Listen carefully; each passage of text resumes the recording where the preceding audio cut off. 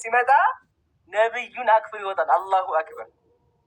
ነብዩ ውሻን ግደሉ ብሏል ምን አለ? ቀጥሎሳ ምን አነበበ? ከዛ በኋላ የአላህ መልእክተኛ አትግደሉ አሉ የሚለው አነበበ። አሁን እንቀጥል። ከዛ ዘን ይላል ጨርሷ አለቀም እኮ he the prophet further said አለ ማለት ነው። የአላህ መልእክተኛ እንዲህ አለ it is your duty the jet black ይላል dog having two spot on the eyes for it is a devil እሺ ጥቁር ውሻ ሆኖ አይኑ ላይ ነጠብጣብ ያለውን ውሻ መግደል የእናንተ ግዴታ ነው። ምክንያቱም ሰይጣን ስለሆነ የሚገደለው ምንድን ነው? ጥቁር ነጠብጣብ ያለው ውሻ ጥቁር ሆኖ ምን ያለው ፊቱ ላይ ምልክት ያለው አይደለ? ቀየረው። አንተ በጣም ጎበዝ ተማሪ ነው። ማሻአላ በደንብ አሁን እየገባ ነው። ይሄ ቅድም አልገባኝም። አሁን በደንብ እየገባ አሁን ለመለስልኝ ታውቃለህ። አይ ወላሂ ጎበዝ ተማሪ አድርቅ ያለው ወደ ሜዲ ቢያንስ ሞከረ። መጀመሪያ በአንዱ ዙር አልገባም፣ በሁለተኛ ግን ሲገባ በደንብ ገብተዋል። ማሻአላ አሁን አዳምጥ ሜዲ። እሺ አልሐምዱሊላህ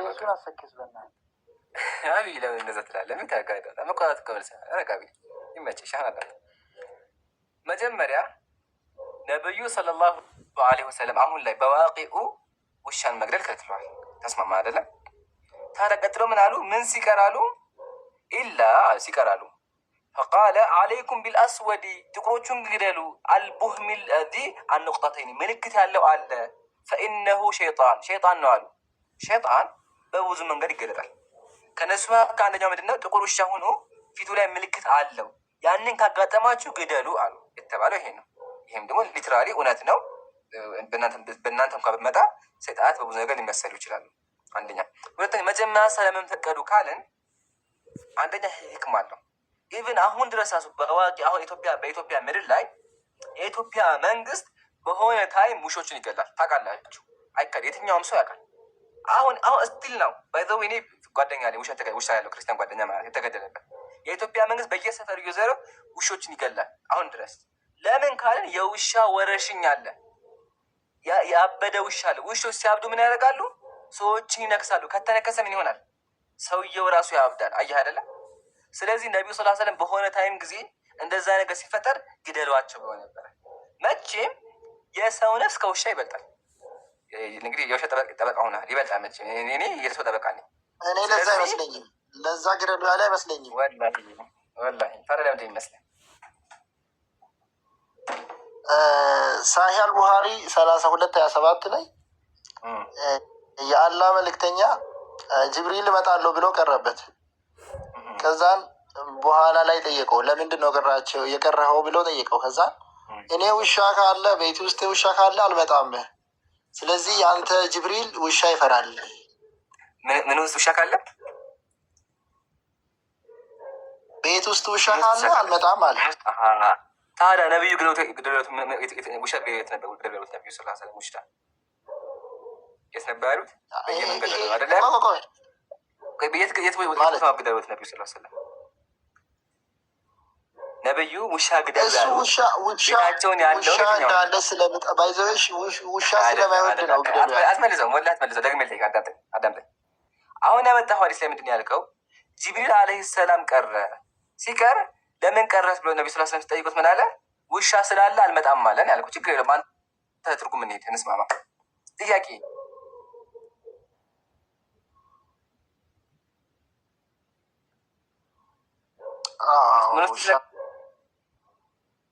ቤት ውስጥ ስለገባ አይዋ ስለነበረ አዳምጣልኝ። ምን አገናኘው?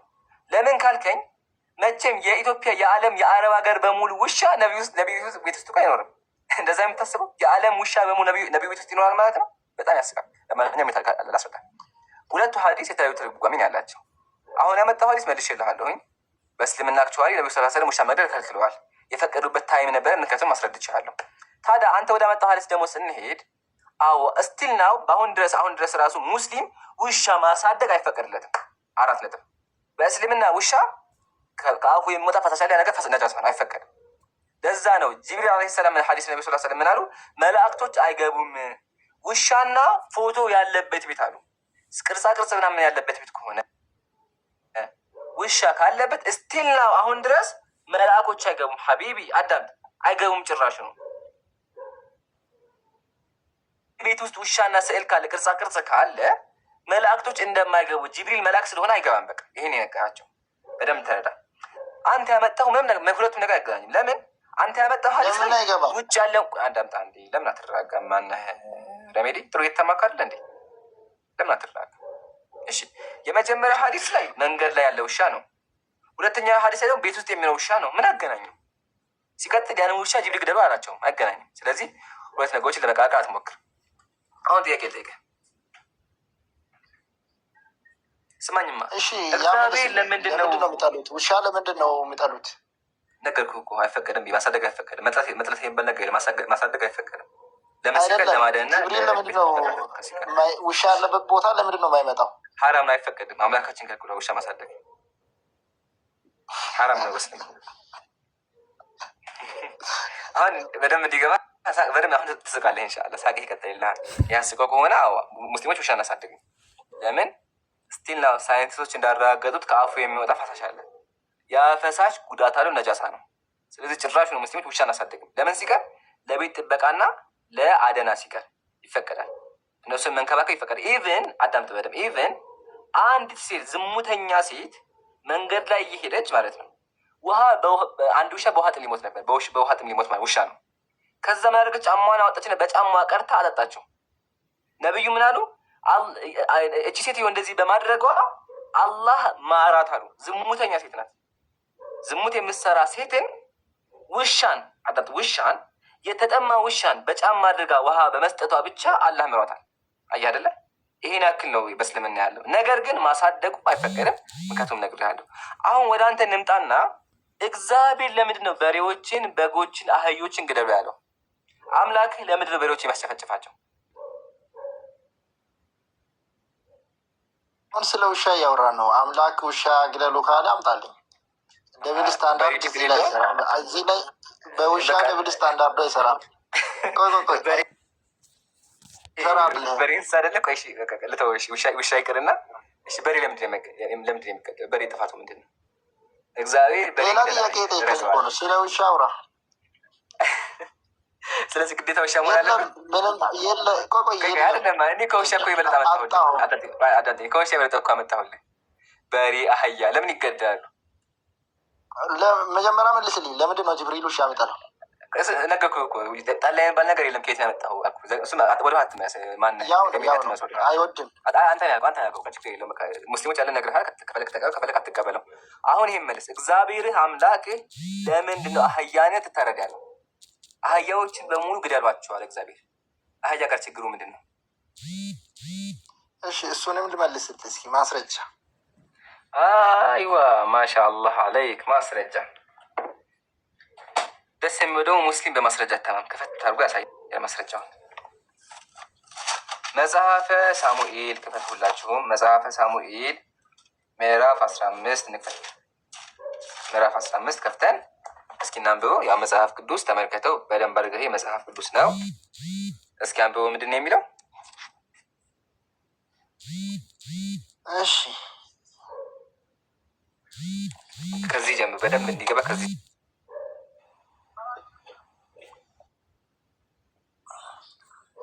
የሰራዊት ጌታ እግዚአብሔር እንዲህ ይላል፣ እስራኤል ከግብፅ በወጡ ጊዜ በመንገድ እንደተዋጉ በእስራኤል ላይ ክፉ ያደረጉትን አማሌቃውያን ዛሬ እበቀላለሁ። አሁንም ሄደ አማሌቃውያንን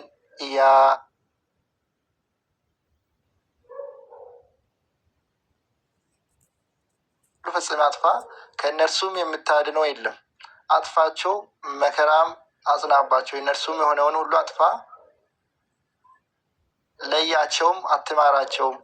ወንድንና ሴቱን፣ ብላቴናውንና ሕፃኑን፣ በሬውን እና በጉን፣ ግመሉን እና አህያውን ግደል። እንዲህ እናድርጋቸው። ሳማቸው፣ ግደላቸው። ግደል አለ። ምን ግደል? አነበብን እኮ። አይ ገርሞኝ እኮ ነው። በሬ ቆይ ሰውየው ይታረቅ። ሰው ይገርምሃል። ቁርአን ምዕራፍ 9 ሁሉ ቁርአን ምዕራፍ 9 መጀመሪያ አንድ ይሄ መጀመሪያ መልሳ በቁርአን ተደረገ እዚህ ጋር አምላክህ ሰዎችን ህፃናትን እረዱ፣ ከህፃናት ደግሞ ስጨርሱ ደግሞ በሬዎችን አስተኝታችሁ እረዷቸው፣ አሰቃይታችሁ እያለ ነው ያለው። አምላክህ በሬ ምን አድርጎት ነው ረዱት ያለው? አህያ ምን አጠፋች? ምስኪኗ አህያ እኮ ምስኪነት መጥፋቷ ምንድን ነው ንገረኝ እስኪ። በኋላ እኮ ደግሞ የሚያስቀው ነገር በኋላ ደግሞ ምድር ላይ መጥቶ ተቀመጠባት እኮ አምላክህ። ልንገርህ ሜዲ ያስገደላትን አህያዎችን በሙሉ ግደሉ ያለው አምላክህ አዲስ ኪዳን ላይ መጡ። ሁለት አህያ ትንሽ አህያ ተቀመጠባት እግዚአብሔር ኢየሱስ በአንተ አስተምሮ ማያደርግ ትንሽ አህያ ወጣባት፣ ጭኖባት ጋለባት አምላክህ ማለት ነው። አሁን ጥያቄያችን በአዲስ ኪዳን የጋለባት አምላክህ በብሉይ ኪዳን ምን አጥፍታ ነው እግዚአብሔር ያሳርዳት? ንገረኝ ስትፈታ ለምን ታረደች አህያይቱ? አይ ከነሱ እንትን ተመድባ ነው ባይዘው። ያው ይሄ ጃጅመንት ነው። ይሄ ጃጅመንት ነው።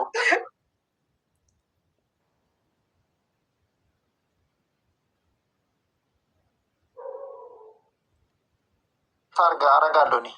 እሺ ጥፋቷ ምንድን ነው? ያው የጋድ ጃጅመንት ነው አሉ እኮ